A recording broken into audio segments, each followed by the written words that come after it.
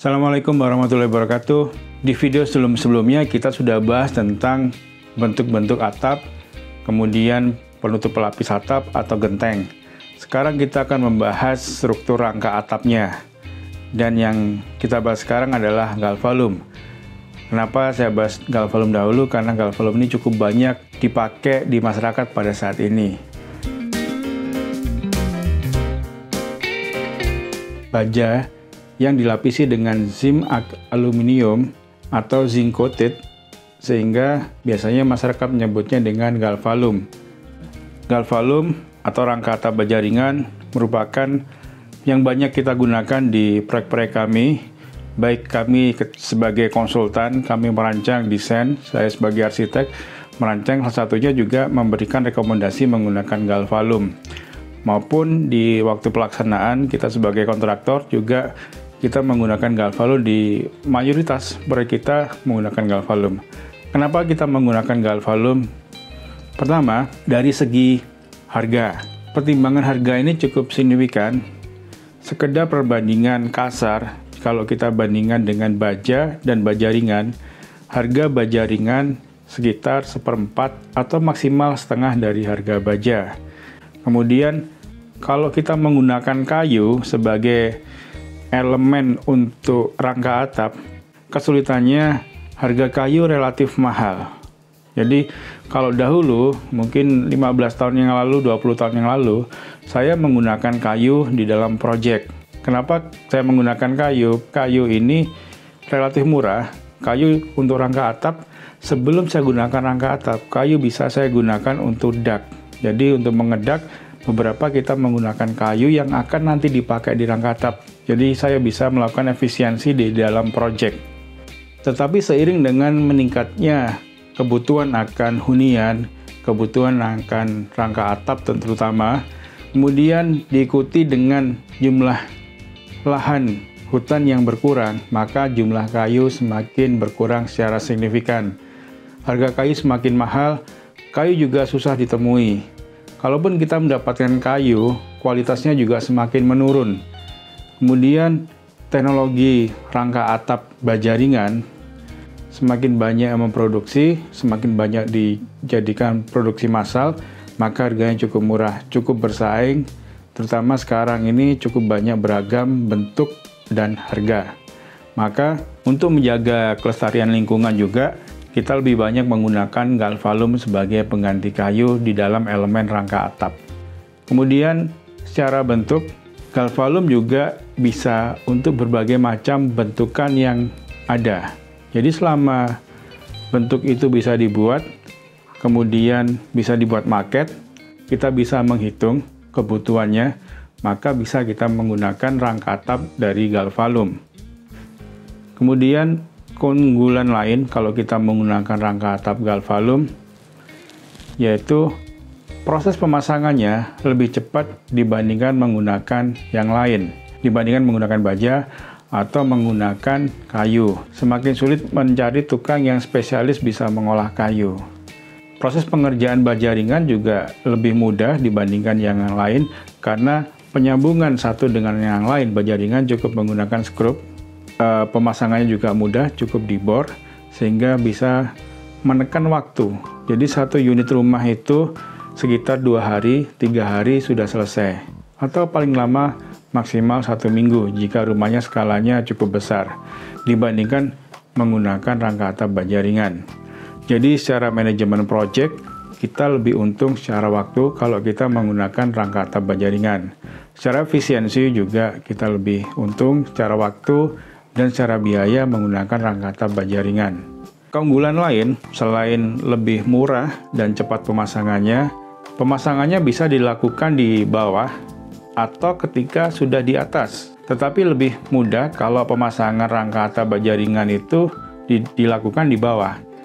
Prosesnya dengan dimal dulu, bentuknya seperti apa, kemudian dibuat rangka atapnya, beberapa rangka atap langsung dibuat sekaligus, setelah jadi kemudian dinaikkan ke atas. Dan itu membutuhkan waktu yang jauh lebih cepat dibandingkan kita membuat rangka atap dari kayu. Keunggulan yang berikutnya adalah rangka atap baja ringan ini lebih awet dibandingkan dengan kayu, karena Rangka atap baja ringan tidak memerlukan maintenance. Rangka atap baja ringan tidak karatan karena bajanya dilapisi dengan zinc, aluminium. Kemudian terhadap juga misalnya resiko kalau kayu bisa dimakan rayap, kalau menggunakan baja ringan tidak. Kelebihan berikutnya dari rangka atap baja ringan adalah dari bobotnya sendiri. Bobotnya relatif ringan dibandingkan dengan menggunakan rangka atap yang lain. Dengan bobot yang ringan, maka beban mati dari struktur rangka atap ini semakin ringan akan membantu mengurangi beban dari struktur total. Sehingga kita bisa melakukan efisiensi juga pada sistem struktur yang lain. Semisal sistem struktur rangka beton yang ada di bawahnya yang menyangga rangka atap. Karena rangka atap yang digunakan cukup ringan, maka beban yang diterima sebagai beban mati juga lebih ringan.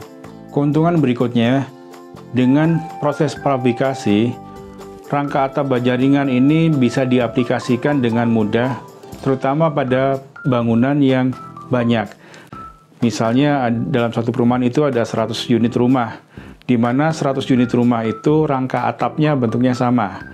Jadi untuk mempermudah, proses pembuatannya bisa dilakukan sekali atau minimal dalam perancangannya dilakukan cukup satu kali, sekaligus dalam perancangannya dilakukan maksimal, dilakukan efisiensi sehingga ketika diterapkan ke semua bangunan maka akan lebih mempercepat proses pengerjaannya sekaligus melakukan efektivitas dan efisiensi dalam pelaksanaannya karena modulnya sudah ada di awal untuk diterapkan ke banyak bangunan.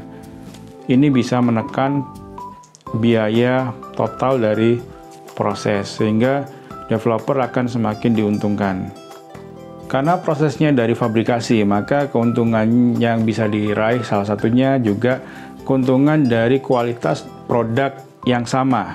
Pabrik sebelum mengeluarkan produk akan melakukan quality control. QC di pabrik akan menjamin kualitas barang yang diproduksi akan sama. Rangka atap baja ringan di satu tempat, misalnya proyek kita di kota, di Malang. Kemudian kita akan melakukan proyek yang sama di kota lain, kita bisa memastikan bahwa kualitasnya sama karena produknya dari pabrik yang sama dengan ukuran yang sama.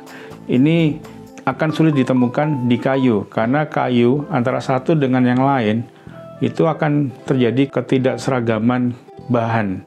Ini menjadikan quality controlnya cukup berbeda antara satu unit dengan unit yang lain. Jadi kalau kita menggunakan rangka atap baja ringan, kita bisa memastikan quality control dari setiap produk bangunan yang kita buat kualitasnya sama dan kekuatannya sama. Dan berikutnya, keuntungan dari rangka atap baja ringan adalah dari segi quantity. Artinya Galvalum ini jika kita membutuhkan dari kuantitas yang besar, kita bisa mendatangkannya dengan cepat dan mudah. Selama proyek kita itu lokasinya mudah untuk dijangkau sistem distribusi, baik itu dari darat maupun laut. Sehingga kita bisa menjamin proyek itu dapat berlangsung secara kontinu karena materialnya tersedia dalam jumlah yang cukup besar. Keunggulan lain dari rangka atap baja ringan yaitu lebih mengutamakan struktur dengan sistem plat buhul di setiap tumpuannya. Seperti sendi, jadi lebih kokoh dari kuda-kuda baja. Kemudian konstruksi atapnya lebih stabil dan aman karena bentang masing-masing kuda-kudanya sangat pendek, maksimal 1,2 meter. Kemudian sendi yang dipakai adalah tumpuan sendi atau roll. Jadi tumpuan yang dipakai sendi atau roll. Menggunakan fabrikasi per komponen. Semua komponen yang digunakan dalam merakit rangka atap baja ringan adalah produk fabrikasi. Misalnya mur yang dipakai, kemudian talang, kualitas bahannya, jadi semuanya itu terstandar.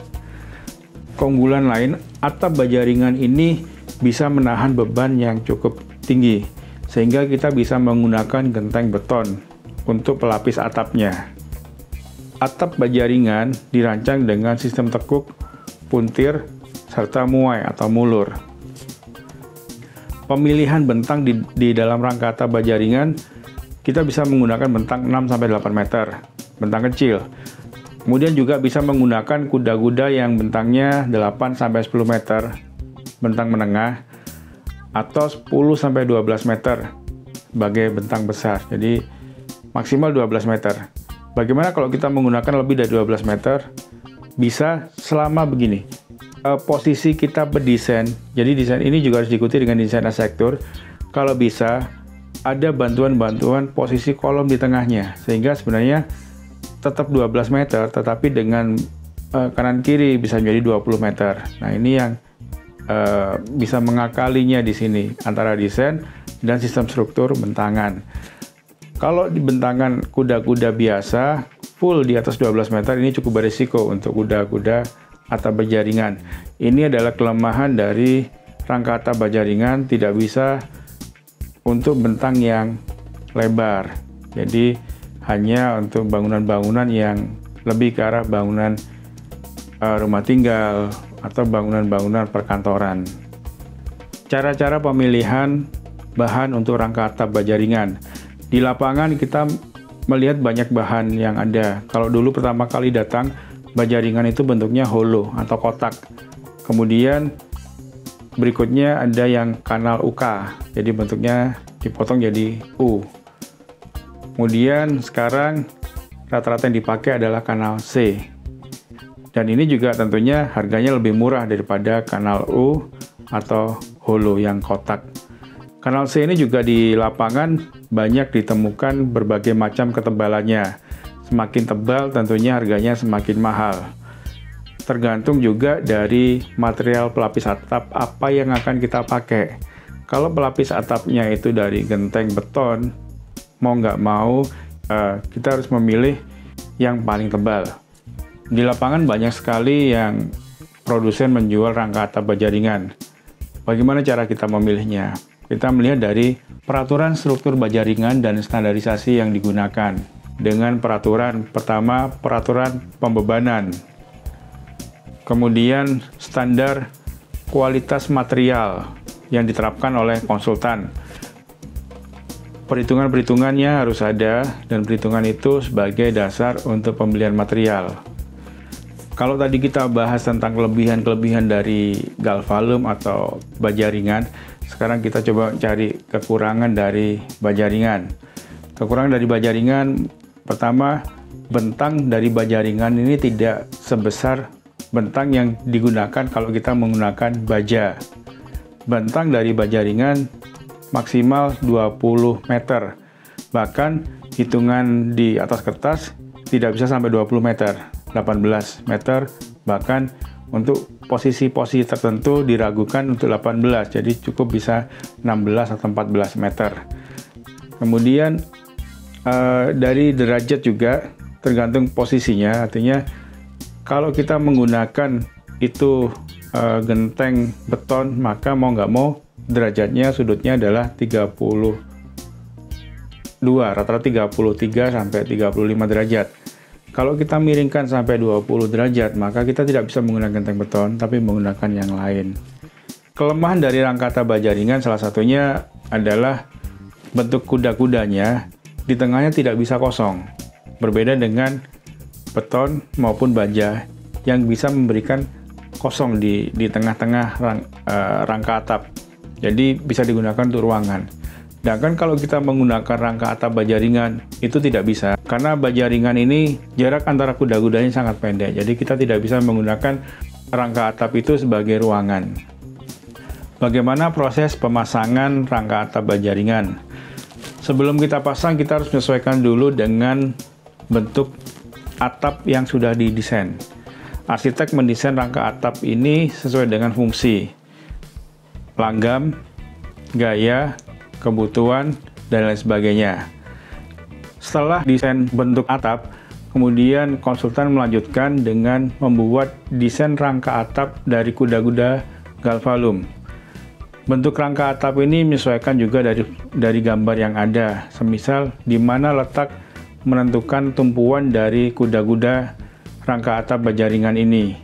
Kemudian airnya ini diturunkan kemana? Karena air ini jatuh, bisa di situ ada talang atau langsung dibiarkan jatuh ke tanah. Kalau kita menggunakan talang, posisi talangnya misalnya ada di mana? Kalau itu di ujung, di pojok yang berbatasan dengan rumah tetangga, maka mau tidak mau talangnya harus berada di dalam. Kita tidak boleh membangun apapun di luar batas tanah kita. Jadi harus di dalam, termasuk talang. Talang bisa terbuat dari rangka atap baja ringan juga, atau dari yang lain. Semisal talang itu dari talang karet atau seng. Atau talang yang awet dan itu cukup bagus adalah talang yang terbuat dari beton. Talang yang terbuat dari beton ini usianya juga lebih panjang dan tidak ada maintenance-nya cukup dibersihkan saja. Posisi talang ini sangat berpengaruh. Jadi di mana letak kita meletakkan dudukan bagi rangka atap kuda-kuda baja ringan kita. Kalau itu menggunakan talang beton berarti agak masuk. Sehingga bentuk jatuhannya bersih adalah kepotong dengan talang beton yang sudah kita desain. Tetapi jika tidak menggunakan talang, maka jatuhannya bisa langsung sesuai dengan yang kita inginkan. Berapa tampias yang harus kita buat. Untuk rangka atap baja ringan, kita tidak bisa membuat lebihan yang terlalu panjang. Rata-rata hanya setengah meter, maksimal 0,8. Itu pun sudah termasuk dengan list plangnya. Setelah kita meletakkan tumpuan-tumpuan, tumpuannya adalah tergantung dari posisi denah yang kita desain. Sehingga kita bisa meletakkan posisinya, misalnya pelananya begini, atau depan belakang, atau kanan kiri. Kalau kanan kiri berarti tumpuannya ada di kanan dan kiri. Kalau depan belakang berarti tumpuan dari kuda-kuda ini ada di depan atau belakang. Kemudian kalau rumah itu terdapat banyak ruangan, maka masing-masing dari ruangan ini pada bentuk-bentuk ruangan ini juga diharapkan bisa membantu sistem struktur rangka atap. Jadi bisa menopang. Jadi rangka atap ini ditopang bersama dengan banyak ruangan di bawahnya. Jika itu terlalu panjang, misalnya sampai 12 meter sebagai batas maksimal, maka diperlukan balok tambahan untuk membantu rangka atap kuda-kuda ini bisa berdiri. Jarak antara masing-masing kuda rangka atap baja ringan ini adalah maksimal 1,2 meter. Di beberapa kasus, saya melihat dulu jarak totalnya ini ada berapa. Itu kita bagi. Kalau bisa, jangan sampai tidak sama. Semisal kita udah bagi 1,2 meter, di ujung terakhir hanya sisa setengah meter. Nah ini yang setengah meter terlalu kuat, jadi kita coba bagi yang rata. Atau bahkan jarak antara kuda-kuda ini hanya 1 meter. Ini tentunya lebih kuat dibandingkan 1,2 meter. Selain kuda-kuda, juga diperlukan ikatan di antara kuda-kuda atau bracing. Bracing ini bisa bracing diagonal, harus ada bracing diagonal. Kemudian pengikat batang tengah, bracing bawah. Kemudian jangan lupa, kuda-kuda ini harus menumpu pada balok ring. Kemudian kuda-kuda ini menumpu pada beton yang ada di situ. Jadi menumpu ini sebagai kekuatannya. Nanti beban akan diteruskan ke dalam sistem struktur yang ada di bawahnya. Dari kuda-kuda atap baja ringan, kemudian tumpuannya ke balok ring. Dari balok ring akan diteruskan ke dalam sistem struktur di bawahnya. Jadi rangka atap baja ringan harus terikat dengan sistem struktur yang ada, terutama sistem struktur beton yang ada. Bisa juga rangka atap baja ringan ini sangat sederhana, semisal digunakan pada area-area untuk jemuran yang jarak bentangannya sangat pendek, semisal 2 meter. Jadi saya pernah membuat desain misalnya setelah kuda-kuda rangka atap baja ringan, kemudian ada sisa space sedikit untuk jemuran, kemudian kita beri rangka atap baja ringan, tetapi bentuknya sudah berbeda dengan rangka atap baja ringan yang utama. Hanya sedikit sekali rangka atap baja ringan situ dan satu lapis. Karena fungsinya juga ringan, kebetulan yang digunakan polikarbonat, jadi tidak ada beban yang besar, hanya meneruskan air hujan yang jatuh aja. Bagaimana untuk menghindari kegagalan struktur pada rangka atap baja ringan? Kita sering banyak melihat berita-berita di koran, di mass media, di manapun, di medsos, banyak bangunan yang roboh, bahkan sampai terjadi korban jiwa akibat rangka atap bajaringan yang roboh. Kenapa itu bisa terjadi? Pertama, dikarenakan perhitungan struktur yang tidak ada atau perhitungan struktur yang salah. Perhitungan struktur diperlukan. Jadi sebelum kita mengaplikasikan bajaringan, kita harus melakukan perhitungan struktur dahulu. Kemudian kita juga harus tahu material apa yang dipakai. Bajaringan itu harus bisa menahan beban yang cukup berat, yaitu beban mati dari genteng itu sendiri maupun beban hidup misalnya dari air akibat hujan atau angin. Kemudian kesalahan perhitungan berikutnya adalah di aplikasi di lapangan, banyak aplikator yang tidak memahami prinsip dari struktur rangka atap bajaringan. Karena rangka atap bajaringan, bentuk kuda-kudanya sangat berbeda dengan kayu, karena sistem pembebanannya juga berbeda. Jadi, rangka atap kayu bentuknya berbeda dengan rangka atap dari galvalum, dari segi bentuk kuda-kuda. Karakter kayu, kuat tekan dan kuat tariknya dengan bajaringan berbeda. Kita tidak bisa menyamakan bentuknya.